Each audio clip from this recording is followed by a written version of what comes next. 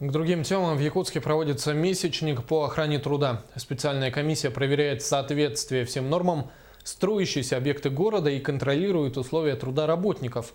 Однако регулярные рейды показывают, что не все застройщики следуют законодательным нормам, рассказывает Галина Погадаева. В рамках месячника по охране труда Министерства строительства республики совместно с окружной администрацией проводят рейды по строительным объектам города. На сегодняшний день уже состоялось 3 таких выезда. Комиссия проверяет соответствие строительным нормам строящихся объекты и смотрит условия труда работников, и обеспечивает ли работодатель работников средствами индивидуальной защиты, спецодеждой. Так, итоги проверки на одной из строительных площадок города оказались неутешительными. В уже почти достроенном многоквартирном жилом доме по улице Лермонтова выявлено ряд нарушений.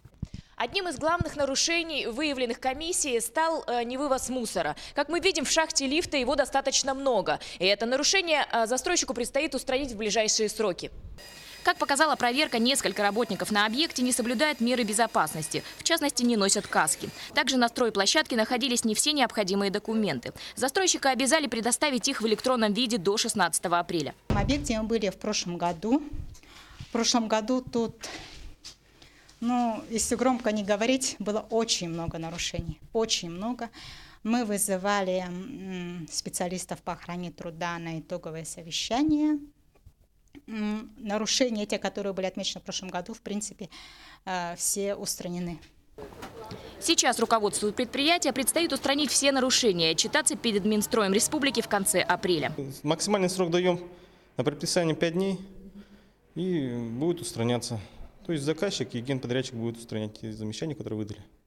Рейды по выявлению нарушений на стройках города будут продолжаться весь апрель. В целом же запланировано 7 совместных проверок.